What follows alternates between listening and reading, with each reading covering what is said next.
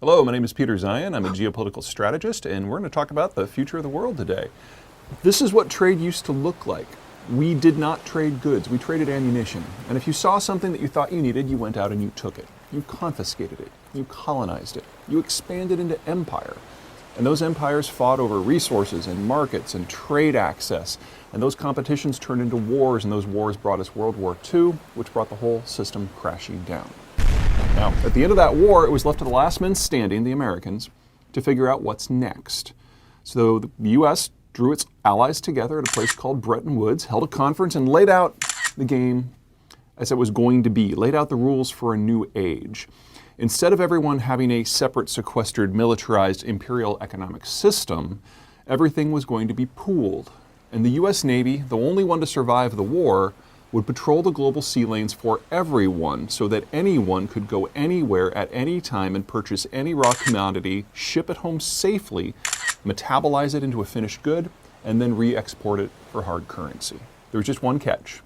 You had to be on our side. The Americans bribed up an alliance to fight the Cold War, and it gave us this map. The deep blue are the countries that the Americans cared about before World War II. The medium blue are the new allies in this new global order. The orange are the other guys.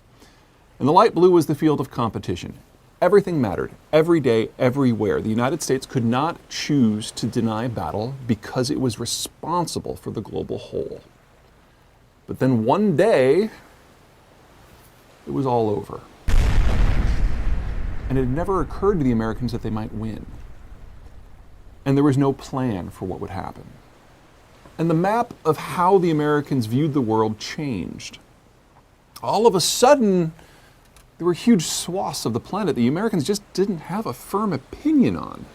Now, the person who was in charge at this moment of transition was George Herbert Walker Bush, who from a foreign policy point of view is by far the best president the United States has ever had. Ran the CIA, served as vice president, was in charge of the Office of Budget, was ambassador to China, served in the House of Representatives, had excellent relations with everyone on both sides of the American political aisle, as well as a first-name relationship with most of the world leaders. He was the right person, in the right place, at the right time, with the right skill set. And so, of course, Americans voted him out of office. And we never had a discussion in the United States about what we wanted. You remember 1,000 Points of Light, the New World Order? That was George Herbert Walker Bush's attempt to get the United States to have a conversation with itself about the sort of world that we wanted. And we decided we didn't want to have that conversation. And none of his successors tried. And just as decisions have consequences, so do the lack of decisions. The glory, the horror of Donald Trump is that at his core, he's got an excellent point. The global structure, the global order, is no longer serving American strategic needs. But economically, it was never supposed to. The United States subsidizes the order gives the Allies what they need, the Allies side with the United States against the Soviets. That was the deal. But without the Americans in the loop, without the Soviets there to focus minds, the order no longer has a purpose. And so the United States is moving on, belatedly. And it can. First thing to remember, the United States is not a trading nation, never has been, and because of the order, it couldn't be. If the United States was a trading nation and used the global order for economic purposes, it wouldn't be a bribe. It would just be another sort of competition that the United States controlled. That wouldn't work. And so the United States is the least involved economy in the world as a percent of GDP. And if you factor out NAFTA, half of what's out there vanishes overnight. All right, let's talk energy. In the advance into the shale sector, a few technologies have come through that have proven particularly transformative that really only apply in the United States. The first is something that's called microseismic. Now, the idea of microseismic is that you use a sound machine to send sound waves down into a formation, they bounce around, and you get a kind of a grainy two-dimensional picture of what the oil formation looks like. And you use that to kind of guess where you need to drill. That is what this image indicates. That's normal seismic. Microseismic means that you run a borehole down and you have live microphones and they listen to the sounds within the formation and you build a three-dimensional picture of what is going on, where everything is, and how it changes in real time. And the results are absolutely stupefying. The United States shale industry has not drilled a dry well now in over 3 years, and it has not drilled a low productivity well in over 2. U.S. shale wells are regularly outproducing individual Saudi wells now. They are now the most productive oil wells in the world, and they are getting better. Next comes drilling. At the dawn of the shale era, this is how we did it. You'd go down a vertical mile, and then you'd drill laterally 600 feet. A couple years later, those laterals increased in length by a factor of 10. A couple years after that, we started doing pad drilling, where we would combine all the surface infrastructure and send 1, 2, 10, 20 individual straws down into the ground, each to tap their own area, but all coming back to the same surface footprint. At each step, everything got more productive and cheaper, and now we're starting to do it this way. One straw, drill your lateral, come back to the well bore, do a second, a third, a fourth, and then withdraw it up the well bore to the next layer and continue on. Some areas in the Permian have 20 separate oil-bearing layers. So you're getting volumes out of these new wells that are just completely unfathomable. And the results in terms of output have been monumental. Now the blue on this is American liquids output, including NGLs. The green is imports from Canada, and the orange are imports from Mexico. You'll notice that Mexico has pretty much fallen off the map. But here's consumption. There's 3 reasons why that black line is so low in recent years. First, we had a recession. Recessions hurt. They reduce oil needs because industrial expansion has slowed or reversed, but it never really recovered. Second is demography. Think about how you live your life. When you're 35, you commute to work and you take your kids to school. When you're 55, you're probably only commuting to work. And when you're 75, you don't drive at all because your kids took away your car keys. The United States is aging. The majority of American boomers are going to be in retirement in less than 5 years, which means that the United States is looking at structural declines in demand. You add in the shale revolution, all of a sudden this picture changes. So the United States isn't just going to become a net exporter of crude later in 2019. U.S. oil demand has probably peaked anyway, even before you consider things like the green revolution or structural changes in demand patterns because of better efficiencies. That has an effect on price. So what we've got here is charting out oil production by zone. The black countries on the far right, the big fat wide bars, those are the OPEC states. And the wider these bars, the greater the volume of crude production. The taller the bar, the greater the cost of producing that crude. And U.S. shale is there on the far left in light blue. Now this is data from 2012. In 2012, U.S. shale was producing about 4 million barrels a day of crude. Strategically significant, important, but not really a game changer.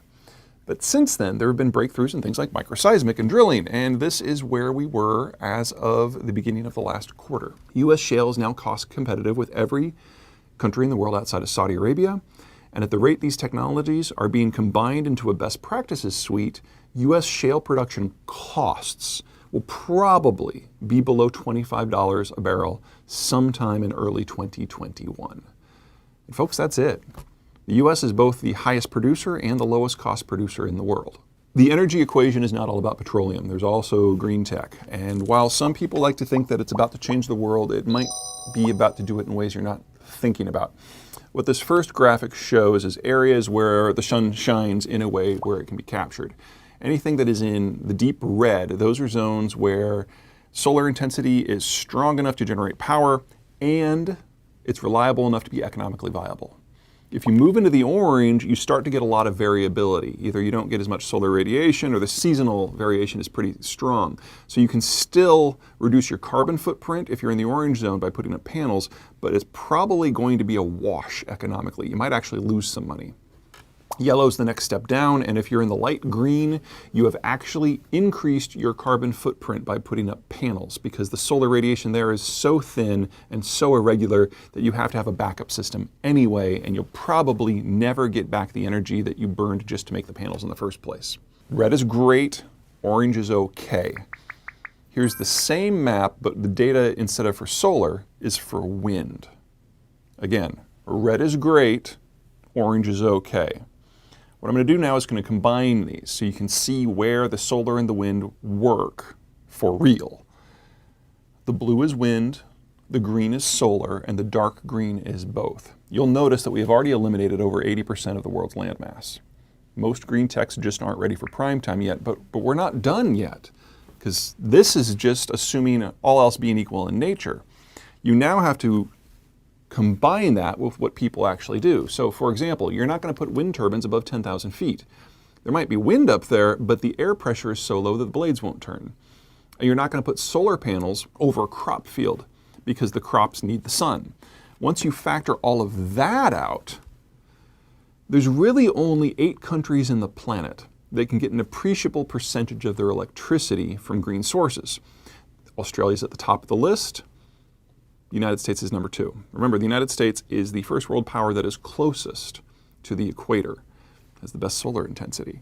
And if you're looking at those big population centers in South, Southeast, and East Asia, no. So anyone who tells you that the Chinese are the green leader clearly cannot read a map, because their generation potential is, in many places, negative. Let's talk demography. This is a standard demographic profile. You've got children at the bottom, young adults, mature adults, retirees at the top, men on one side, women on the other. And mortality builds that into a simple pyramid. Now this is Mexico. This is what we call a consumption-led demographic. Because anytime you have a big bulge of people below roughly age 40, it's all about the spending. They're raising kids, they're buying cars, they're purchasing homes, but they're new. Their income has not yet expanded to match their needs, so it's college loans, it's car loans, it's mortgages, high growth but high debt. Now when American policymakers and business leaders look at Mexico, they see a complementary system. Mexico is not good at the same type of things that the United States is, because they've got a large mass of relatively low-skilled younger people. You combine that with a more technocratic system like the United States, and you get a lot of complementary interactions. So you may have noticed that when Trump was elected, it was all hammering on Mexico and trade issues. But once he got into office, a lot of that started to bleed away, and now the immigration issue is louder. That evolution is simply a representation of the fact that Trump figured out that the economic side of the argument wasn't holding water because it wasn't true. So relations with Mexico are actually decent on the economic front. That's not the case with Canada. Now, Canada has the reverse. It's got a lot of people in their late 40s to early 60s. Now, this is the investment-led part of the system, because once people get up there, they've got a lot of spare income. They've been working for 20, 30, 40 years. They know everything there is to know about their industry. They're very highly technologically advanced. And so when U.S. political leaders and economic leaders look at Canada, they see a problem. Canada has a supersaturated labor market in that top skilled layer. And because there aren't a lot of young people in Canada, the difference has to be exported. So Canada is producing goods below the average global cost at the high skilled level, and then having to dump them somewhere on the US market, which means that the United States no longer sees Canada as a partner, but instead as a competitor. And then here's Japan. If your birth rate stays too low for too long, eventually your population starts to hollow out, and Japan is moving into a mass retirement situation. How do you run a first world economy without a workforce? Well, you have to automate. And the funny thing about an automated industrial system is it doesn't matter where it is. So Japan has picked up huge chunks of their industrial base and dropped them into other countries where the structure is different, where they can be on the right side of tariff and political problems and currency wars and serve the population directly. Buys a lot of friends because that investment produces jobs in whoever that extra country happens to be. Now, here's the United States. The US is kind of in the middle. It's a chimneyed demography. There's a couple generations that we need to call out. So that bulge near the top in the 50s and the 60s, that is the baby boomers. They are the largest generation as a percentage of the population in U.S. history. And their presence in that capital-rich demographic has made the United States the most capital-rich it has ever been. And that has saturated our capital markets and forced the boomers to take lower returns. It's an issue of supply and demand. But in a few years, by 2022, the majority of the American boomer cadre will have retired, which means that all of these investments that have pushed down capital costs in the American system, they're all going to go away. And what they do invest in isn't going to be stocks and bonds, it's going to be government T-bills and cash, because they can't take the volatility. So this environment that we've been in for the last several years, where credit costs are flat to zero, that's going to disappear, and the cost of capital will skyrocket. And it's only 3 years away. The next blob down in the 20s and 30s, that's the millennials. The millennials are the second largest generation we've ever had, and their presence in that consumption-led demographic has given the United States a huge consumption boom. At the same time, it's had cheap credit. Part of that is temporary. Part of that's going to disappear quickly. So the boomers are moving away, capital costs are going to go up, and the millennials are aging. Now, they're not aging nearly as fast as the boomers. It's going to be another probably 4 to 6 years before they've moved out of that big consumption boom. But no matter how you look at it, the United States is looking at a structural slowdown from lack of consumption and lack of financing. That is now unavoidable. It's not all bad. If you fast forward to the year 2030, the millennials move up into that capital-rich demography. So we will get through this fiscal crunch, we will get through these economic doldrums. It's just going to take about a decade. That's the good news. The bad news is no one else really has a demography like the United States. And if you look at the combined rich world demography without the Americans, it's basically a retirement community. The United States is leaving the world, which means global commerce is going to break down. And the United States, the only country that can even theoretically absorb global exports, now has no political, strategic, or economic interest in doing so. It is nothing less than the end of the economic model that we have known for the last 250 years. And it will all be over in less than the next decade. And it's not like anyone else can pick up the pieces. So here's China. 25 years after the one-child policy, they have run out of 25-year-olds. They are now the fourth fastest aging society in the world. What about the Koreans? No, they're aging even faster. They're number 3. You can even go into developing Asia. Thailand is not much better. What about in Europe? Well, here's Germany. Here's a country that can't have an open, honest conversation about population policy. It's even worse in Italy, which if there's any country on the planet that should be able to figure out how to have kids, it should be Italy. New Europe. Spain looks awful. So does Poland. Russia's atrocious. But the really scary thing is here's Brazil. This is the country of the future, the consumption base. This is what a healthy demography looks like, right? Well, look at the date. This is Brazil in 1990. Here's Brazil today. Brazil is aging at 6 times the American rate. They will become old long before they have any chance of becoming rich. Simple geographic map of the United States. Now that tan area in the middle, that's the greater Midwest. That is the single largest chunk of arable land in the world. And as important as that is, and it is, it's the blue lines that really matter. This is the Navy, right? You guys get it. Moving things from A to B is kind of a bitch. But if you float it, it's 1/12 the cost. The greater Mississippi system by itself is 14,000 miles of naturally navigable waterways. That's more than the combined total of the rest of the world. Combine that with the American border system, deserts and mountains to the south, lakes and forests to the north, ocean moats on either side. This chunk of North America isn't just the richest territory on the planet, it is the most securable. Decades of bipartisan effort have yet to screw it up, and we are no closer to figuring out how to do that now than we ever have been before. All right, let's talk about deployments. What we have here is a map of all American deployments. The first number is current deployments in thousands. The second number is what peak deployments were and then the year in which they were at their peak. Let's zoom in here on the parts that matter. You'll notice that no matter where you are, the numbers have been going down. Total U.S. deployments globally right now are at the lowest since before the Great Depression. Let's zoom in on 3 in particular. Here we've got the Middle East. A couple call-outs. Kuwait operation is completely over. We are now have fewer than 2,000 troops there. That will probably be going down to 0 over the course of the next couple of years. Afghanistan, same thing. Syria is now the only deployment in the world that's actually going up, and it hasn't really gone up by that much. We're talking 1,500 to 2,000. Not a big deal. In Europe, the 9,000 troops that remain in Britain probably will stay. The UK is about as good of an ally as you can have. But that's it. German operations only continue to exist so long as the United States cares about Russia or cares about the Middle East.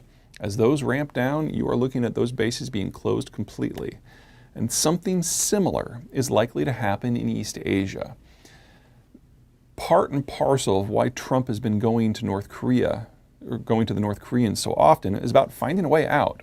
There is nothing any longer about the American strategic presence in South Korea that continues to serve American strategic interests. It is simply a relic of a war that ended 30 years ago, or if you want to be more direct, 50 years ago. That just leaves Japan. The base in Okinawa is a forward-positioned asset on the first island chain to contain China. But if American relations with the wider world turn into one of relatively hands-off deployment, that's probably going to go away. And folks, that's everything. That's the entire American footprint in Eurasia. All right, let's talk about the conflicts that will erupt without the Americans present. The first one involves the Russians. It's largely demographically driven. Post-Cold War, the birth rate dropped by about 60%. And without a regeneration of Russian fortunes demographically, it has become impossible for the Russians to maintain current force levels. Probably by the end of the year 2022, the Russian army will have under half as many men under arms as it did in 2016. That makes it entirely impossible for the Russians to maintain their territorial integrity, which means you have to look at the world from the Russian point of view. The deep red, those are areas where the ethnic Russians are in majority. The other colors aren't empty, they just means that they're not dominated by Russians. Now the problem that the Russians have is that their borders are horrible. The Northern European Plain, the Bessarabian Gap, the Caucasus, a lot of these have geographic features that allow anyone to really roll in tanks and park on the Russians' lawn. So the Russians' thinking is if they can forward position their rapidly shrinking military into these gaps, then 2,000 miles of relatively wide open constrains down to about 500 miles of constrained access. Those are gaps that they can plug. That's a line that can hold. All they have to do is conquer all or part of 11 different countries, half of which happen to be in NATO. Say what you will about the Russians, thinking big is not their problem. Here's the problem for the rest of the world. That's the oil export network. Based on the season, that's 7 to 9 million barrels of crude, 10 to 15 BCF of natural gas. Take that offline even briefly, it's more than enough to cause an energy-induced depression a decade in scope. Second, Persian Gulf. It's a map of the oil fields. Now there's 2 areas that matter here more than most. Down in the south, you have the Ghawar Superfield, which is the world's largest oil-producing asset. Up north, you've got Khuzestan in Iran, which is where about 3/4 of Iran's oil and natural gas comes from. Both of these areas are populated by ethno-sectarian minorities. In the case of Saudi Arabia, it's a bunch of Shia. In the case of Iran, it's a bunch of Arabs. Intelligence authorities on both sides are burning the midnight oil, trying to spawn revolutions in the opposing zones, working from the highly accurate assessment that if you can crimp the oil income, you have hobbled the country. That's 11 million barrels per day of crude right there. It assumes no one gets caught in the crossfire. In reality, we're talking about something closer to 20 million. That makes what's going on in the Russian space look like child's play. And that changes the way oil moves. This is a map of global oil flows circa 2007, the dawn of the shale revolution. You'll notice that there were 3 sources of global demand.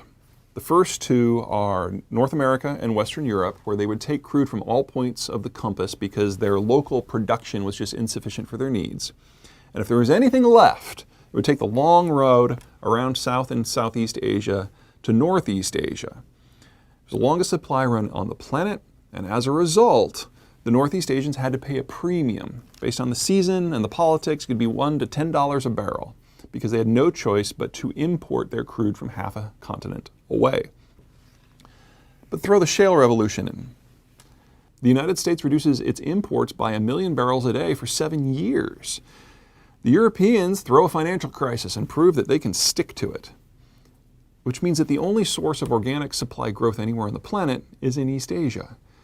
So if you're a producer, you have to find a way to get it there, which means that all of a sudden the East Asians are getting discounts because everyone's clamoring to participate in their markets.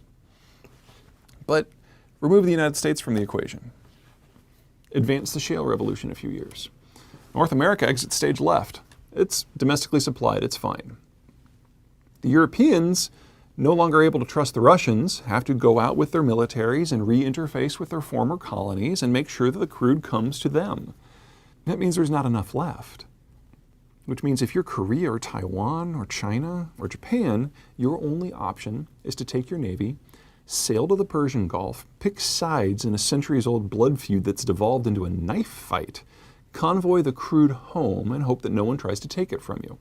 Now, if this were anywhere else in the world, I'd be worried, but this is Northeast Asia, and if there's anything that we know about the Koreans and the Chinese and the Japanese and the Taiwanese, it's they've got a centuries-old history of brotherly love and cooperation, and nothing could possibly go wrong. Or we get a third conflict. The green bars are the sources of the oil, the red bars are where they're going. You'll notice they're a convenient 5,000 to 7,000 miles apart. Now, there's two routes here that matter. This first one is the current route for crude going from the Persian Gulf to Northeast Asia. It's 5,500 miles to Shanghai, just over 7,000 miles to Osaka. The Chinese and the Japanese both have any number of weapon systems that can interfere with convoys along that route, which is a nice way of saying that convoys can no longer use that route because they won't be safe in a war scenario. But if you shift over to this deep sea route, the Japanese can still interfere with that, but the Chinese can't. So in any scenario where there's a naval conflict between Japan and China, it's not so much that the Japanese win, it's that the Chinese can't even play. So we get hot shooting wars in these zones. These are the parts of the world that have seen the greatest disruption in most of human history until 1946. At that point, the United States basically put regional geopolitics on ice, froze all the conflicts, put everybody on the same side versus the Russians. And so these are the parts of the world that have seen the greatest, the most explosive economic growth since. And it's shaped the way we operate. What we have here are the global shipping maps. The important bits here, the blue are container ships, and the red are tankers. And you'll notice that they converge on these zones that I think are going to be in conflict with such density that everything turns black. We have taken what used to be the most war-torn parts of the world and made them bloom. But if you remove the Americans, if you end the order, if you let the chips fall where they may and let the regional forces start to look out for their own interests, it all falls apart quick. And the real kicker is there's nothing that the U.S. Navy can do about it. This is a really complicated graph, but really just look at these two numbers. The point here is that the larger the ship that you move into, the greater the insurance costs for protecting individual bits of cargo. Because if there's only one bit of cargo on one ship, the insurance cost is pretty low, but if there's 1,000 bits of cargo on one ship, the increase in price for the insurance skyrockets above just the factor of 1,000. The idea being that if something takes out that ship, it takes out everything, and it all has to be insured appropriately. Now, if we think back to the Iran-Iraq war, when both sides were starting to take pot shots at tankers, we know that in a situation where a ship sails into a potential war zone, that the cost of insurance increases by a factor of 100 immediately, even assuming that no one is actually shooting at the ships. Once someone starts shooting at cargo ships, you can't get insurance. So a factor of 100, assuming a mild increase. That means that if you're going to have global commerce be protected over a large zone where shooting might be happening, say the Baltic, the Mediterranean, the Black Sea, the Sea of Japan, the South China Sea, the Persian Gulf, all that's good stuff, you need dozens, if not hundreds, of vessels that can sail with the merchant vessels in order to keep insurance costs under control and provide some degree of physical security. That's no longer possible. Now on the right we've got a jump carrier, on the left we've got a super carrier. In the deep blue sea, assuming no support from land aircraft, it takes 7 jump carriers to outclass 1 super carrier. Now, including things like the MEUs and including things like those tiny TIE carriers, there are about 25 jump carriers in the world, about half of which are American. There are 11 super carriers in the world. They're all American. The United States has been moving over the course of the last 30 years from a large fleet of relatively small vessels to a smaller fleet of relatively large vessels. Now, this enables the United States Navy to kick in any door on the planet, to go into any body of water at any time and do whatever it wants. But it can no longer be everywhere. And as global shipping becomes more dangerous, the size of ships will have to shrink because we won't be able to take the risk. And if there are more ships carrying less cargo, the US Navy is simply in a position now that it can't cope. This isn't by design, but this is where we are. Even if the next president wanted to reboot the global order, the US Navy is no longer in a position where it can make it happen. So whether it's due to politics, economics, or hardware, the world that we know, the world that we've trained in, is gone. That changes where the Navy can go and who's in charge of it. What's going on with American trade talks is 4 pieces. Number 1, energy. Because the United States is on the verge of becoming an energy exporter, all of a sudden disruption in global energy markets is perceived as good for U.S. business, because it is. There's a differential between American energy prices and the global norm, which means that anything that causes the table to shake internationally actually helps businesses here. I strongly suggest you look at things in Iran and Venezuela in that light. Next up, steel and aluminum tariffs and automotive tariffs. You may have noticed that whenever the Trump administration finalizes a trade deal, it leaves these sectors out. That's so U.S. trade negotiators, U.S. military personnel, or the president himself can bring those issues back to the table in any issue that he wants. Use them as pry bars, use them as hammers, use them to force compliance, use them to get favors. And then finally, you've got currency. I'll just give you the nickel version of this.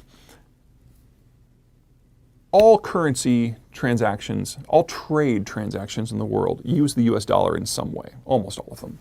It's not so much that the energy markets and the agricultural markets all use the US as their only medium, although that is true. It's instead that it's used as a commodity of exchange. So if an Argentine company is selling a bunch of electronics to Thailand, they don't get paid in pesos because no one in Thailand has or wants pesos. And they don't get paid in baht because nobody in Argentina has or wants baht. So the Thai pay in baht.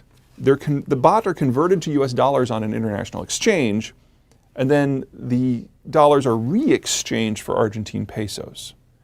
So it's a 3-step process. The US dollar is in the middle, and you can't cut it out.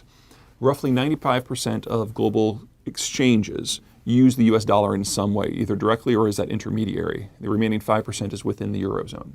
Under Obama, the Iran sanctions were set up so that the US Treasury Department could go into that intermediate step and block specific transactions or specific companies from accessing the US dollar market. Under the Trump administration, those tools have become less scalpel-like and more flamethrowers-like. And so the United States can now go in and block entire countries, if it wants to, from accessing the US dollar market, which is basically saying that not only can you not access the US market directly, you can't access global trade at all.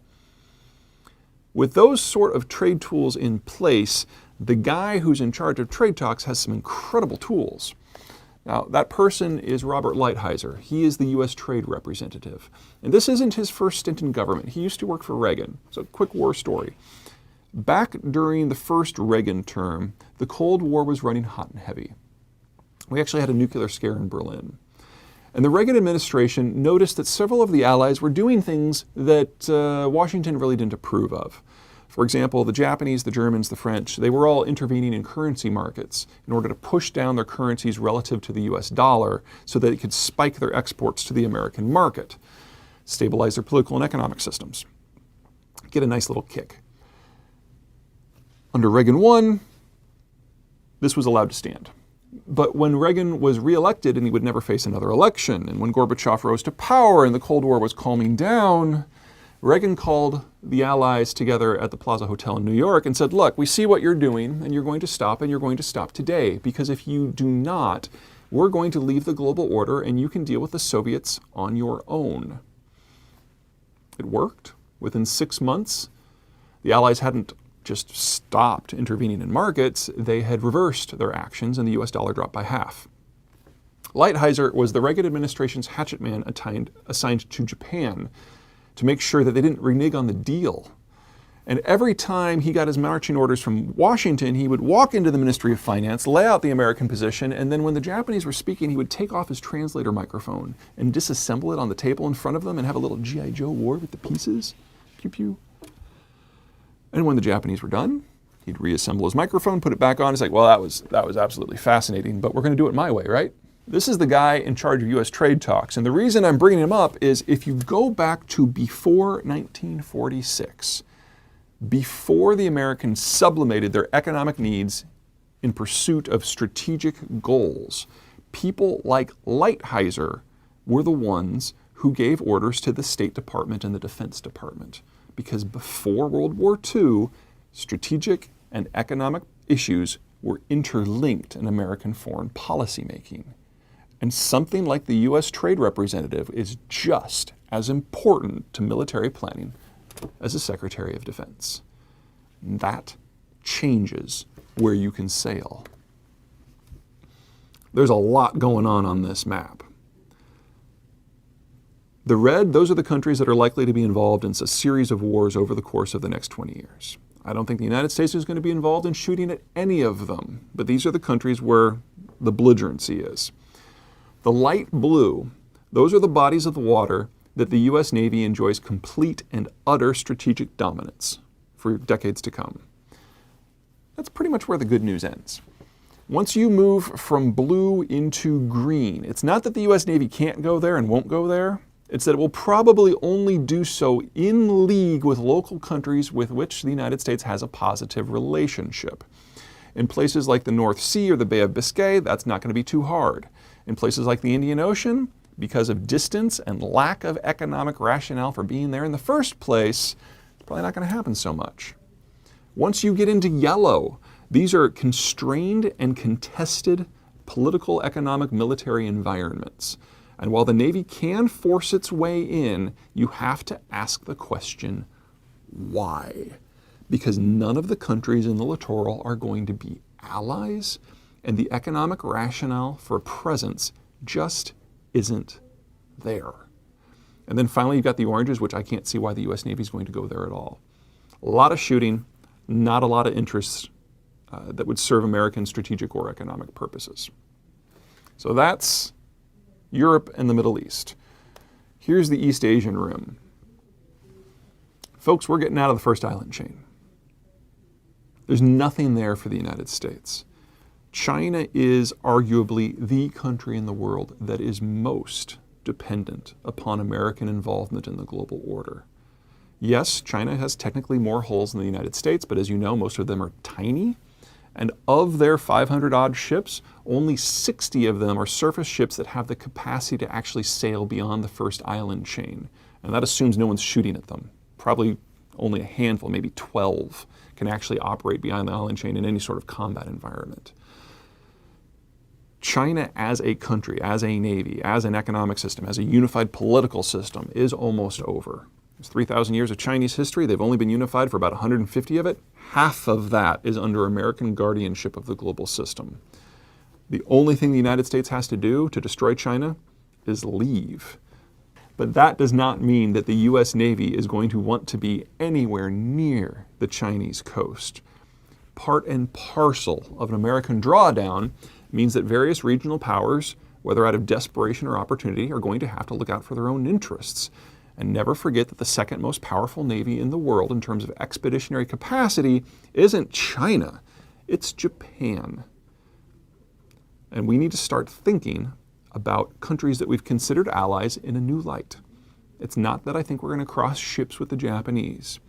It's that the alliance that made sense during the order is over, and things need to be renegotiated.